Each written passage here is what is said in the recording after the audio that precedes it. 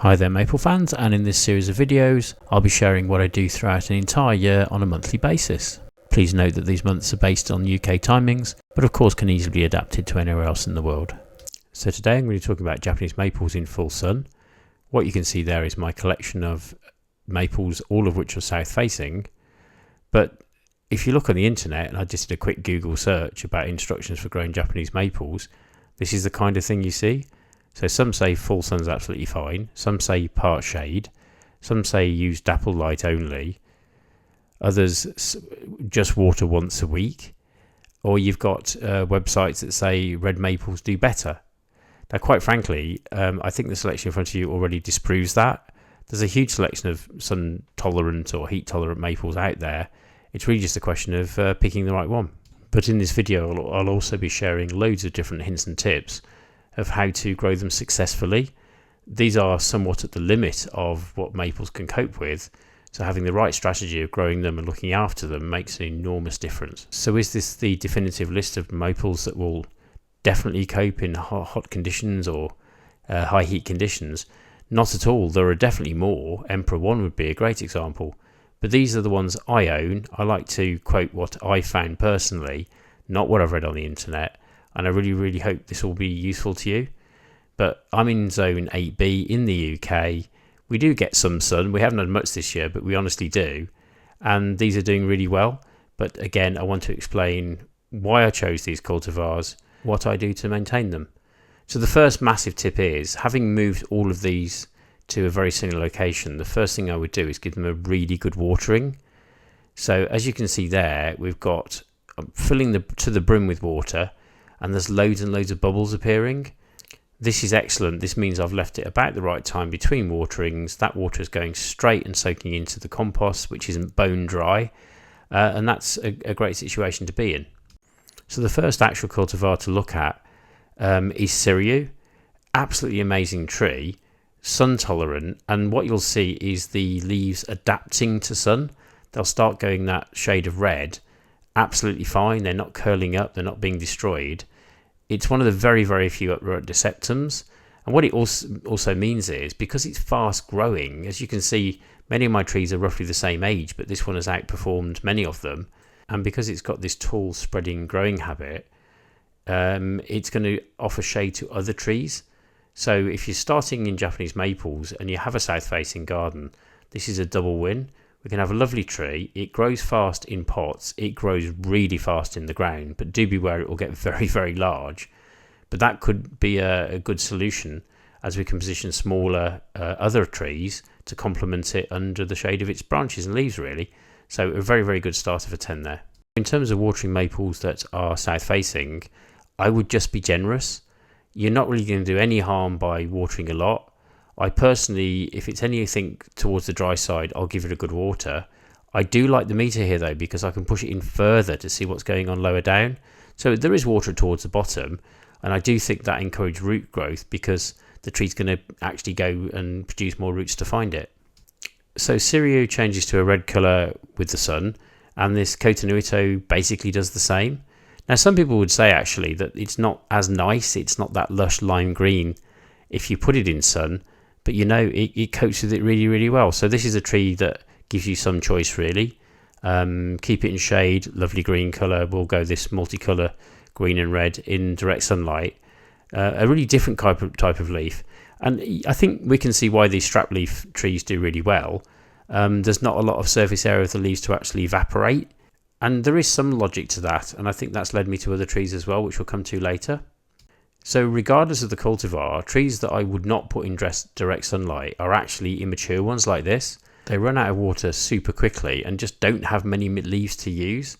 So if in doubt, don't put your tree in direct sunlight. They can stay in the shade, they're absolutely fine. Grow them on a bit like this, they're going to mature a bit, they're going to do better next year maybe. It's just a wise decision. Sadly, I fear that many trees may actually die during the summer that were overpotted in the spring because it was so wet. So a lot of trees have got damaged root systems, and unfortunately that means that when you put them into direct sunlight, they're just not going to cope. So again, if you suspect you've had a difficult spring, your root system is not brilliant, very advisable to leave it in shade this year in my opinion. Here we've got Ryusen, absolutely fantastic. A lot of people don't realise you can maybe get weeping maples. It's weeping, it doesn't mind full sun. It's a brilliant tree overall, really. And it just offers something different. If you've got a limited height, it's under a window or something like that, they're great because it won't grow any taller. It'll simply weep down over my wall eventually, which could look quite interesting. So a really interesting tree. Now Sangukaku is just amazing because you get heat tolerance, you get that lovely red bark in winter. It's just a great all-rounder. This is the one that I've seen in garden centres just left out in sun for prolonged periods. They don't even put it under their covers and stuff like that because it does so well. And actually the sun makes the leaves sort of change, go a little bit red. It kind of gives the tree some character. So very, very nice tree indeed. And something that probably should be on most people's shopping lists. They're not difficult to get hold of. I'd always recommend going to an Acer specialist and buying a grafted tree, of course. In fact, you have to buy these grafted. They don't do well on their own roots. But what an absolute beauty, really. Now, those that watch my channel will have seen this in another location, Cascade Ruby. And as you can see, it's sort of pretty green. It needs the sunlight to actually change the colour and make it that lovely red colour. So many of these cultivars actually do better in sun than shade.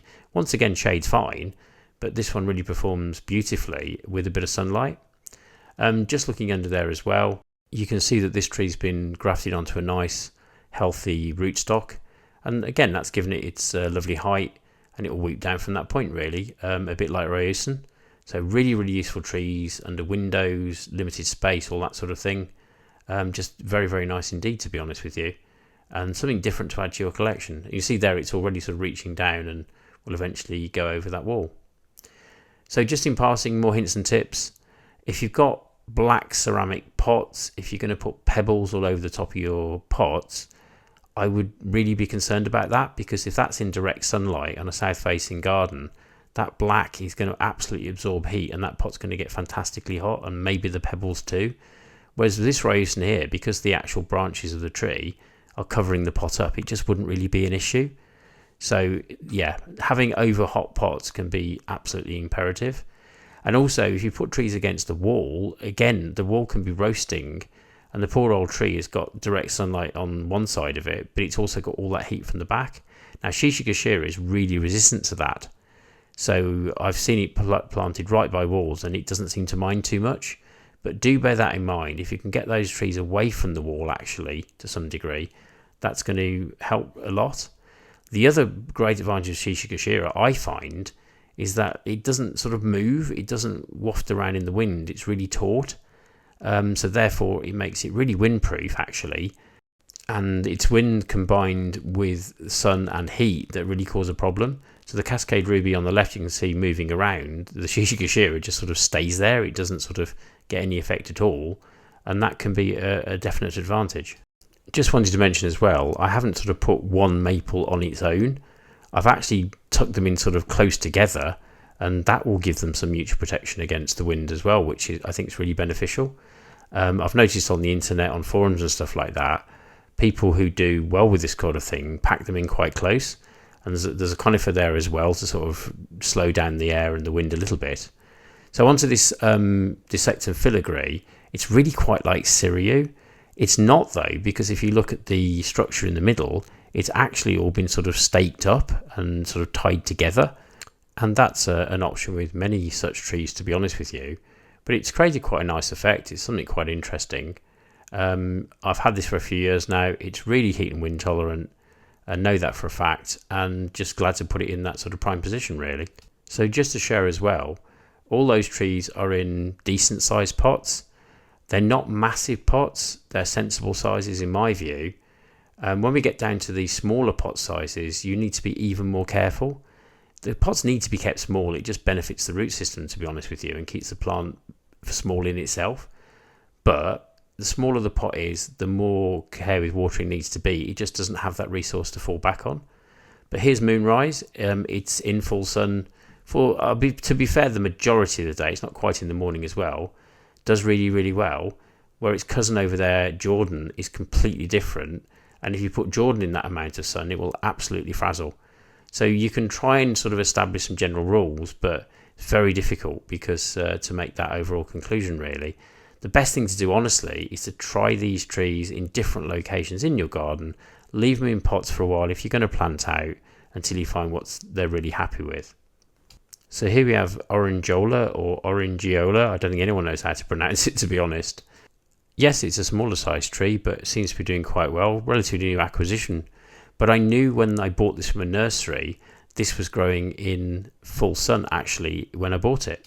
And just to say, if you'd like to come with me on my Acer journey, please do like and subscribe to my little channel. It really, really helps.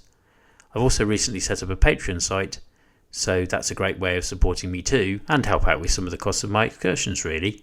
There's also the offer of some personal help, if you'd like it, either in a group format or at a one-to-one basis.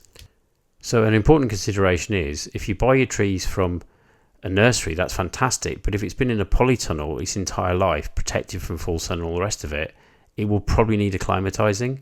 So I'd certainly sort of leave it in semi-shade for a few weeks just to sort of get used to it, where this tree and others are now acclimatized.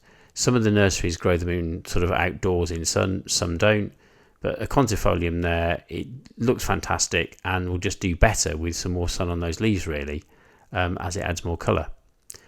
So Shindishojo is Dishojo improved.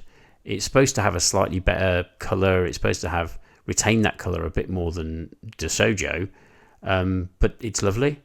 And just to note, you can see some sort of like little dead branches on there. That's not the sun. It's basically dieback because of the spring and a bit of frost has got to it. But it's absolutely fine. And it's got noticeably waxy leaves, which I think is part of its secret because that helps prevent water loss on that particular cultivar. Now, some people might think, why isn't Bloodgood on here? Yeah, I mean, Bloodgood's pretty good in full sun, but the problem is that it's got such long sort of limbs to it. They blow around everywhere if there's any wind, and that causes windburn on them. Where this little Rhode Island Red has got a lot of the colour of Bloodgood, it's really, really nice. But it's small, it's compact, it's a dwarf. And I just think it's kind of better, really. It's different, but it's just a different offering that I personally really, really like. Just to note as well, as we enjoy these trees, very important to water ahead of dry spells. It's good in the summer, particularly with trees that are south facing like these. Just keep an eye on the weather report. If it's going to be dull all day tomorrow, that's okay. But if it's the chances it's going to be very, very hot, be a day ahead. Be a bit more generous with that water, and it'll really benefit. Again, a little bit of dieback there. That's actually from last season. It's not this year's. So it's kind of knowing the tree really, and just understanding that it needs to be in really, really good top condition to be kind of viable. So another tip that might help is to pick a smaller tree in this sort of pot, just get to know your trees and use that as the benchmark one. So in the peak of summer, you might end up watering them every day, or every other day or every third day, whatever suits. But if you know this one is the one that runs out of water fastest, it's just a good benchmark to test really, if you can't go around all the trees, to make sure they're going to be okay. Once again, if you're going to water, go mad, water thoroughly, and stay ahead of that hot weather really. They need to be hydrated enough to survive and do really, really well. So I must emphasise, these trees are in the potting mix I use, once again half herbaceous and half mature compost. They're in non-glazed pots, so this system works for me very, very well because the trees don't need watering for maybe 3-4 days, and that's great. I can go away for a day or two, not a problem, come back and do the watering. The ones that come direct from the suppliers, if they're good suppliers, they'll use a very, very free draining compost and they would water them every single day. And I get it, that's really, really handy, and it's an ideal compost really. The trouble is they can be there every single day and I can't. And also, if you're buying a tree, do we really want to commit to watering every single day for probably the rest of your life, because these will outlive you, quite possibly. So it's just that sort of balance between getting the compost right and the level of watering that's required. So we've got Makai Yatsubusa on the right there, does really, really well. This Twisted Spider, I don't really know the cultivar terribly well, but because it's Kota Nuito-like, because it's a strap leaf, and because it's a bit like Hubbs Red Willow, we'll see in a minute, I think it's a pretty safe bet it will do quite well. So a bit of a tester here, and again, this is my garden, these are my trees. The only real test is how they do in your garden. That can depend on, there's differences, altitude, there's the exact angle that you have to the sun, how hot it gets where you live, how cold it gets where you live. So you cannot give a definitive answer, to be honest with you, of exactly what's going to do fantastically well. If you live in the middle of the Sahara Desert, none of these will survive, I promise you, and nor will they at the North Pole. So it's different things to different people. This is a bit of a generalization, but there's a huge amount of the world that can grow Japanese maples perfectly well in full sun, but others sadly can't. It's just one of those things, to be honest. Little Princess there, lovely little cultivar, really sun resistant. And actually you can see I move to the top there, it's sort of getting wider than it is tall, and that's exactly what this cultivar does. So lovely tree. Just noting that little sort of damaged leaf there. Oh, is that sunburn? Is it dehydration? No, just a tip, just look closely, because actually it's a broken branch. So I think where it was before, the dogs have kind of got behind it and broken a branch off it, naughty dogs. But yeah, it's actually absolutely fine. So if you just got one branch that's a little bit of a problem, with the odd leaf, you can't expect perfection all summer. You really can't. So it's a sad fact, but you probably bought a tree from a garden centre. It's been massively loved. It's been put in a polytunnel. You bought it in the spring when they just leafed out.